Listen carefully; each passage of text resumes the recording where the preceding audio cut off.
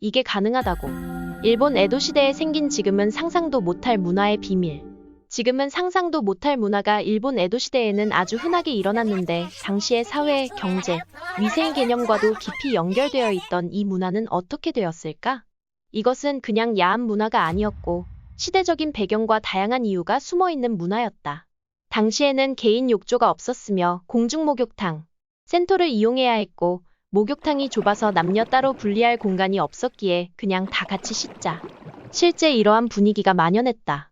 당시 일본의 목욕탕은 그냥 씻는 곳이 아니라 사람들이 정보를 교환하는 소셜 네트워크 공간이었고 특히 상인, 예술가, 무사들도 함께 탕 안에서 대화하며 비즈니스를 논했다.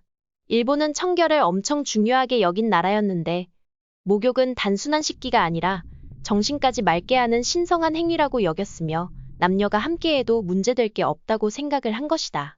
당시 일본 남자들은 그냥 나체로 편하게 목욕을 했으며 여성들은 최소한의 유카타를 걸치거나 아예 나체였던 경우도 많이 있었다.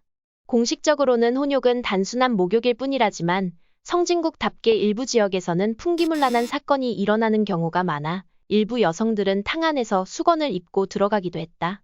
일부 혼욕탕에서는 단순한 목욕뿐만 아니라 매춘 서비스까지 연결된 경우도 있었고 특히 유흥가에 위치한 목욕탕은 실제로 온천오락이 결합된 형태였다. 때문에 막부는 목욕탕이 아니라 변태 클럽 아니냐? 라며 규제를 강화하기도 했다. 또한 에도시대 여성들은 목욕 후 바로 화장을 하는 습관이 있었는데 당시 화장품 100분, 연지 등은 물을 머금으면 더 잘 발리는 특징이 있었기 때문이다.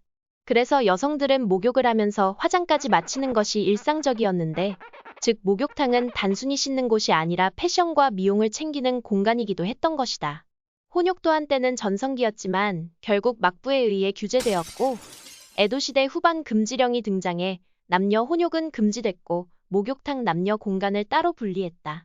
하지만 실제로는 완전히 사라지지 않았고 지방에서는 여러 가지 이유로 계속 유지됐다. 메이지 시대에 들어서는 본격적인 금지를 했고 서양식 문화가 들어오면서 이제 혼욕은 안 되라는 인식이 강하게 자리 잡게 됐다. 결국 도심에서는 혼욕이 거의 사라졌지만 타카라가와 온천 등 아직도 시골 온천에는 혼탕 문화의 흔적이 남아있다. 현대에 들어와서는 타카라가와 온천, 란잔 온천 등 전통 온천 지역에서 혼욕이 가능하지만 여성들은 대부분 목욕용 유카타나 수건을 착용한다. 일부 혼욕 온천들은 외국인 관광객들에게 전통 체험으로 홍보하고 있지만 일본 젊은 세대들은 혼욕을 부끄럽게 여기는 경우가 대부분이다. 그런데 만약 지금 일본에서 혼욕을 부활시킨다면 과연 사람들은 어떤 반응을 보일까?